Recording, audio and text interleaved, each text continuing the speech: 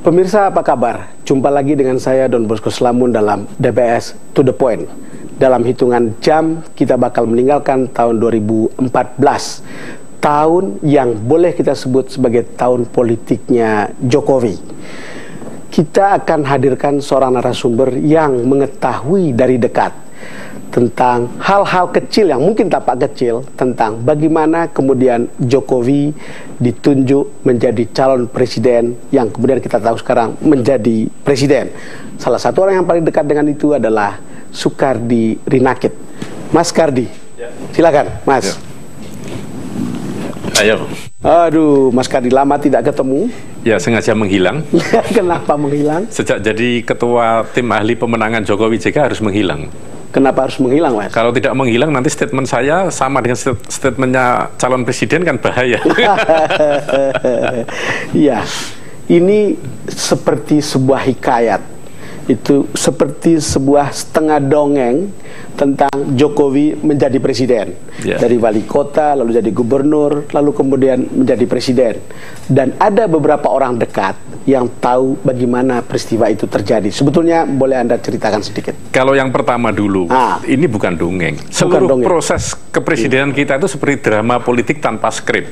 Drama politik tanpa skrip. Lebih menarik disebut begitu. Iya kan? Oke. Bung Karno juga tidak menyangka jadi presiden. Pak Harto tidak menyangka. Betul. Gus Dur tidak menyangka. Semuanya drama politik tanpa skrip. Jokowi sama.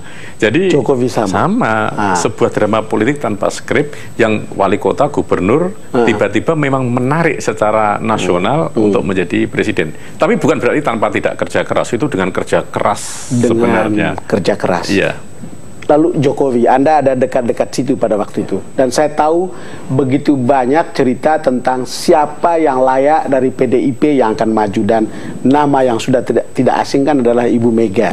Lalu pada saat-saat tertentu, lalu kemudian Ibu Mega mendeliver itu kepada seorang Jokowi. Bagaimana? Kalau sepengetahuan saya sebenarnya dari 13 Agustus 2013. 13 Agustus 2013, betul. Itu Mbak Mega itu sudah bilang nanti Jokowi. Kira-kira itu tidak eksplisit, tapi kira-kira simbol dan sinyalnya itu sudah ke sana. Itu yang kemudian terjadi ketika Jokowi harus membacakan yang punyanya Soekarno di depan Rapimnas PDIP. Nah, itu berikutnya, itu September. Itu September kan? Okay. Ya. Jadi sinyal awal itu sudah kira-kira 13 Agustus, sinyal kedua membacakan kutipan Bung Karno itu. Ya, baru sebenarnya clear akan ke Jokowi itu kira-kira 26 Desember. 26 Desember. Ya. 26 Desember.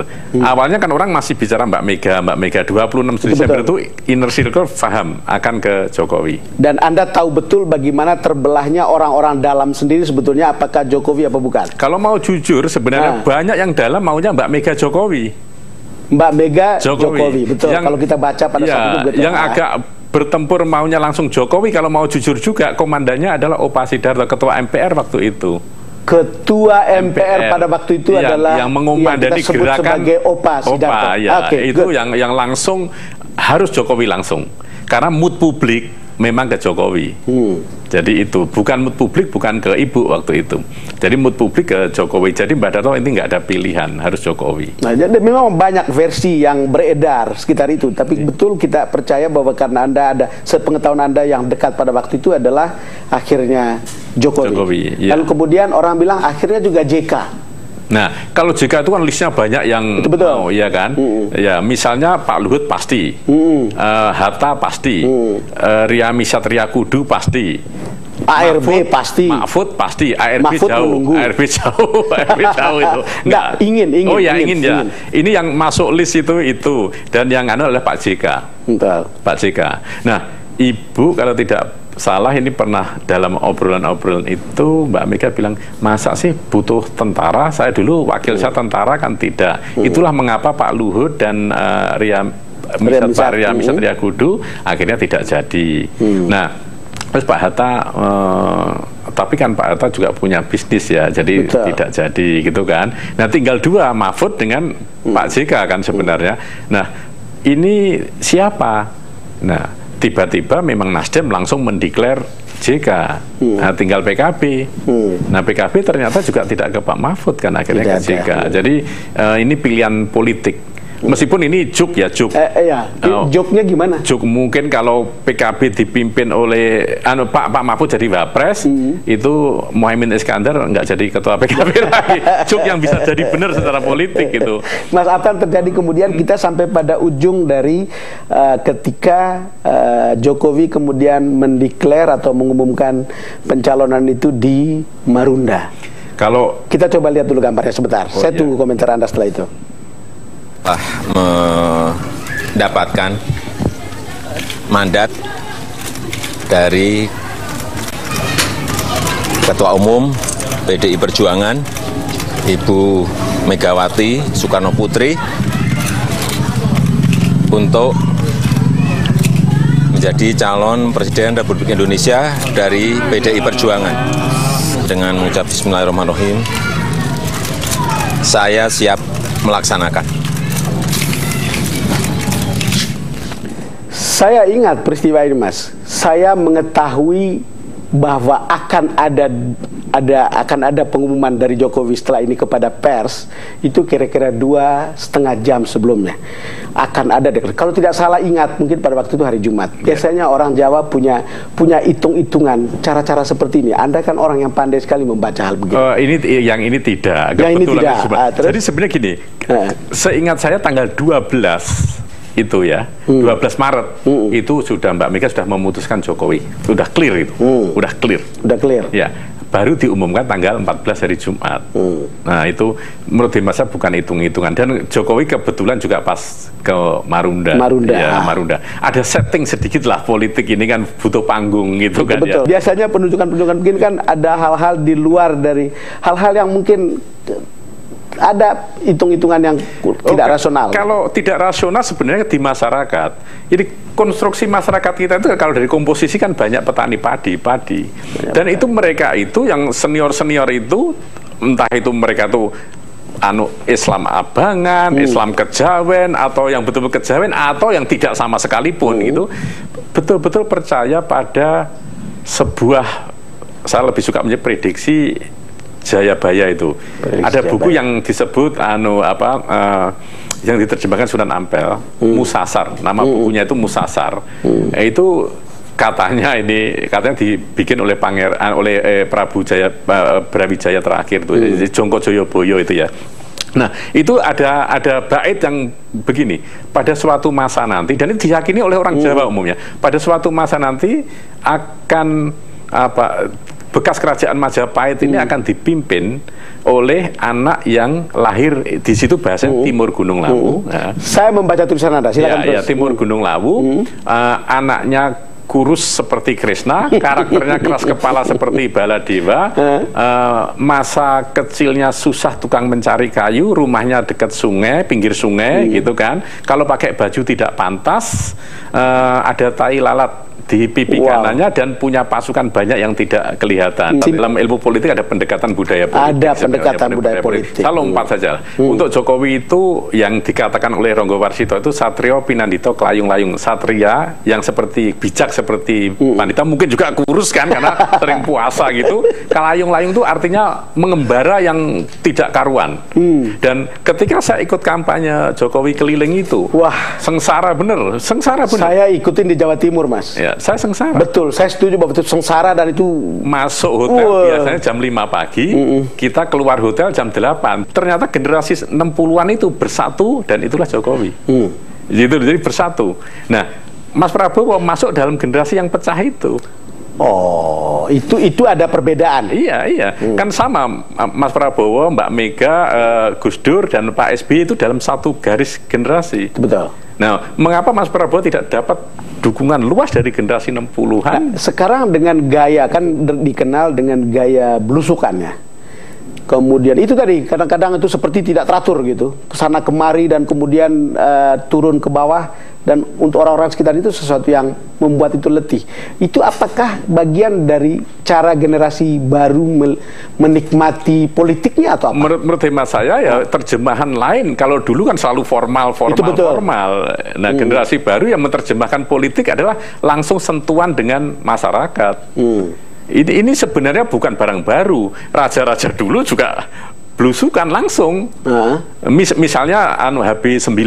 Ini kan begitu luar biasa memori publik Jogja ketika beliau tiba-tiba di pasar ikut ngangkat nangka, ya ke truk segala macam. Nggak tahu kalau itu raja gitu loh. Sehingga bahasa iklannya kan Jokowi adalah kita. Kira-kira begitu ya. Tetapi ini saya ingin mendapatkan gambaran dari Anda sebetulnya, Mas. Ini kan generasi baru ini sebetulnya generasi modern yang mungkin agak hedonis ya menurut saya. Lalu tiba-tiba ada belusukan yang tampak merayat seperti ini. Apa sebetulnya yang terjadi secara politis? Nah, kalau saya lihatnya gini, generasi yang 60-an itu yang jadi tokoh-tokoh utama di pers, di akademisi, di bank dan macam-macamnya itu, di lembaga-lembaga kelompok-kelompok strategis itu ya memang hedonis. Kita sudah menikmati semua, makan, pakaian, semua nikmati. Tiba-tiba ada satu yang muncul beda, dan kita tiba-tiba mencari identitas kita. Ya inilah kita sebenarnya. Ya ini, makanya dia jadi ujung tombak. Kohan Jokowi tadi itu, lalu kemudian dengan perkiraan-perkiraan yang menurut cerita-cerita lama seperti itu juga menarik bagi media sebetulnya. Jadi ada kadang-kadang orang mengatakan Jokowi itu menang karena media. Sebetulnya bukan menang karena media. Jokowinya menarik untuk media, lalu kemudian dia menjadi media darling. Pandangan kalau saya setuju itu, dia itu sudah kerja keras dulu, jadi unggul begitu, terus menjadi lampu semua menyorot ke dia gitu. Jadi lampu itu artinya seluruh sumber daya, boleh media, boleh kekuatan sosial gitu. Nah, saya lihatnya tetap juga seperti itu. Ini memang apapun dia sebenarnya barang yang istimewa gitu kan. Jadi akhirnya ya media menjadi tertarik, dan itu normal saja kan, normal saja kan. Karena dia beda, maka dia menerjemahkan sebenarnya tetap budaya politik sebenarnya. Jadi begini, misal Mas Prabowo, sistem kampanyenya itu seperti budaya politik yang Ben Anderson, bahwa kekuasaan itu adalah berwujud. Betul. Ya makanya bawa keris. Ya gitu kan. Jokowi ini generasi baru menerjemahkan kekuasaan itu tidak dalam bentuk wujud nyata, tetapi dalam bentuk gaya, simbol gitu, tindakan. Jadi kita coba menerjemahkan Ben Anderson Power in Javanese Culture itu dalam konstruksi berbeda. Nah, teman-teman yang di Mas Prabowo sana masih menerjemahkan kekuasaan itu real, wahyu itu real. Jadi keris itu kan keliru. Kita mencoba menerjemahkan dengan cara beda sebagai terjemahan generasi baru. Sebagai seorang jurnalis, saya juga menangkap sense bahwa cepat atau lambat, besar atau tipis itu, saya juga yakin bahwa Jokowi akan memenangkan pertarungan itu. Tapi kan hampir semua orang juga, setidak-tidaknya pendukung Jokowi maupun Prabowo, melihat hasil pilihan yang tidak seberapa besar bedanya, 52, sekian. Kalau mau jujur sudah cross 12 hari sebelum pilihan itu bedanya 0,85. Itu betul. 10 hari cross.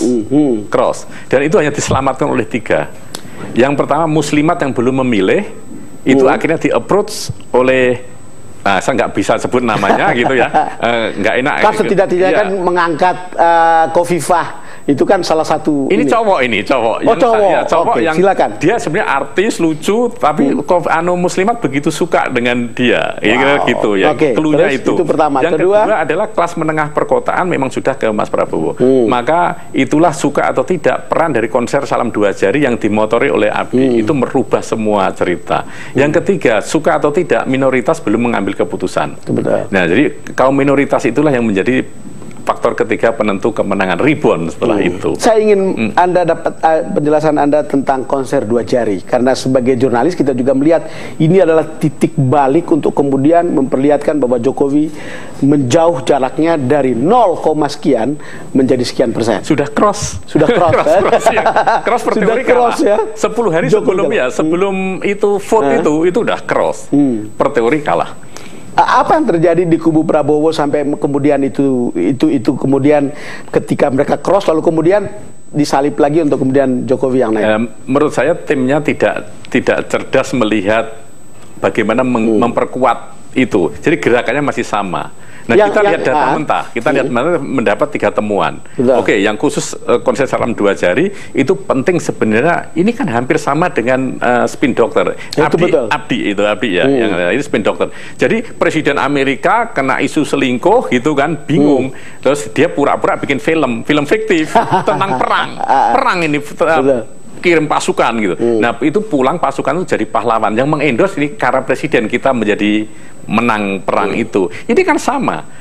Pak Jokowi sudah kena isu apapun lah, Tionghoa, Kristen, macam-macam kena, itu kan. Terus dia butuh panggung, artinya medan perang kayak film itu. Betul. Itulah panggung salam 2 jari. Yang saya ingat adalah bahwa Pak Prabowo waktu itu masih punya satu momen, nonton Piala Dunia. Tidak bisa, sudah moodnya sudah kecuri duluan, tidak bisa. Sudah moodnya ketika itu menjadi berita yang begitu di media itu langsung udah nggak bisa kekunci. Apa bacaan Anda kemudian kalau lihat perlawanan kubu Prabowo yang kemudian sampai ke MK, lalu kemudian sebelumnya kan pasti ada ini. Apa yang bacaan Anda sebenarnya? Sependekatan saya selalu budaya politik. Silakan, Mas. Sangat gampang. Anak-anak Menteng, anak-anak kota itu jengkel kalau dikalahkan anak kampung kurus kayak desa itu. Itu saja, sesederhana itu. Ini prosesnya politik. Saya terkejut dengan dasar Anda, tapi baru saya dengar pertama kali dan itu menarik. Iya. Silakan. Bagaimana anak kampung dari pinggir sungai kurus gitu kan bisa mengalahkan orang-orang yang memang apapun dari segi sumber daya politik ya, dana, pendidikan, lingkup pergaulan itu memang lebih bagus. Lebih stabil. Kok bisa dihancurkan nih? Saya nggak terima kalau debat dikalahkan oleh saya PhD gitu, dikalahkan oleh S1, saya pasti jengkel, nggak mau terima gitu, kira-kira gitu. Jadi saya penjelasan budaya politik, mengapa kok gigih. Faktor yang terpenting bagi saya adalah ketidakterimaan secara identitas yang selama ini melekat dalam diri kita itu dihancurkan. Mas Gardi, kita jeda konser 2 jari. Lalu kemudian setelah pelantikan kan ada pesta rakyat atau syukuran rakyat. Ya. Dan ini kelihatannya baru pertama dalam sejarah pemilihan presiden kita. Penjelasan Anda? Ya, itu sebenarnya refleksi dari itulah Jokowi sebagai harapan publik gitu, harapan baru. Maka ketika dia terpilih ya syukuran karena ini didukung oleh massa itu tadi kan. Lebih seperti itu saja. Iya, tapi maksud saya kenapa itu berbeda dengan sebelumnya? Karena SBY juga dipilih oleh begitu banyak orang pada tahun 2004 maupun 2009. Saya melihatnya lah pada personal touching, kesederhanaan. Jadi Jokowi dalam kampanye pun dalam pendekatan segala macam itu selalu dengan cara-cara sederhana dan simpel. Jadi itu mudah ditangkap dan akhirnya bergulir menjadi sentimen yang sentuhan pribadi. Maka kalau dia jadi, maka kita pengen mengadakan pesta gitu kan. Anda ikut menasihati Jokowi kan, karena Anda kan ketua tim ahli pemenang Jokowi. Saya tidak pernah menasihati, tapi Jokowi itu secara insting politik itu sangat tajam. He is a real politician sebetulnya. Real politician tidak, tapi insting politiknya sangat tajam. Saya setuju itu. Ya, insting politiknya sangat tajam. Tidak pernah kompleks, selalu semua sederhana. Dan tipping point-nya sederhana, virusnya sederhana. Dia mendengar dengan baik, tetapi dia juga tahu sebetulnya apa yang sedang didengar. Ya, tetapi orang yang mengatakan sesuatu merasa bahwa dia didengar. Iya. Kira-kira begitu. Mas, ada satu hal, ketika setelah terjadi pemilihan itu dan dia memenangkan, itu kan terjadi keributan politik ya, ribut itu begitu riuh ya. Lalu kemudian ketika setelah dilantik juga masih riuh gitu. Tapi menarik bagi kita, situasinya sekarang ini setidak-tidaknya lebih kondusif. Kira-kira apa yang terjadi? Saya lihatnya ya pendekatan Jokowi ya, mungkin Jokowi approach gitu ya. Jokowi approach. Secara politik karena dia itu selalu melakukan pendekatan dengan simple, tidak kompleks, maka otomatis pelan-pelan akan terurai. Termasuk simple itu termasuk tidak menganggap penting. Partai ribut-ribut silahkan saya kerja saja gitu. akhirnya loh kagum sendiri kan. Bayangin kalau kita ngejak berantem, yang diajak berantem cuek jalan kerja kan lama-lama dia selesai sendiri. Nah, sehingga kalau misalnya KMP ini kenceng, kenceng, Jokowi approach saya ini menerjemahkan sederhana. Misalnya begini, tiba-tiba Pak Jokowi ngubungi Mas Prabowo. Datang ketika ulang tahun, Mas. Datang nggak usah ulang tahun, hari biasa, Mas Prabowo ke Hambalang. Jokowi minta diajarin main kuda. Habis itu makan nasi goreng. Mas Prabowo sukanya nasi goreng. Sudah selesai itu konfliknya gitu. Jadi pendekatan yang sederhana, simple, personal touching.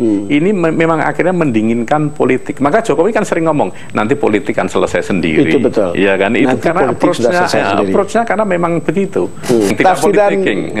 Mas Kardi itu mengejutkan saya dan tampak seperti tidak politicking begitu, tetapi toh persoalan sepertinya terselesaikan. At least orang akan merasa, ribut-ributnya begini kok tiba-tiba sudah dingin begitu. Bagaimana Jokowi kerja terlepas masih kritik apapun ya, betul, kerja gitu kan. Teman-teman DPR akhirnya dilihat rakyat, ini lihat apapun kerja, yuk ribut aja, akhirnya malu sendiri kan, kira-kira gitu. Jadi itu apa ya, seperti tanda petik menempeleng tapi tidak langsung malu sendiri gitu, atau ngasih kaca lah ya, ngasih kaca. Ya kita kerja aja, itu seperti ngasih kaca, rakyat lihat nggak kerja itu ribut aja tuh. Idiom gitu. Anda menarik juga untuk saya nih, Mas Kardi. Kalau mau lucu, ini seperti orang naik pesawat, duduk di sebelah kita, pramugarinya nyuruh dia pindah, marah-marah orang ini nggak mau. Saya tanya, Pak, mana boarding passnya ini? Lu Bapak ini eksekutif bukan legislatif. Lu, adik ini bagaimana? Saya ini legislatif, jangan dipindah ke eksekutif. Artinya dengan cara sederhana, pendekatan simpel, ya Jokowi bisa menyelesaikan politik panas, saya pikir, menjadi dingin. 2015 ini kira-kira Anda melihat situasi politiknya akan seperti apa? Kalau saya sebenarnya agak ekstrim. 2014 itu politiknya masih arogansi, semua sombong kan. Mulai kampanye, mulai sombong.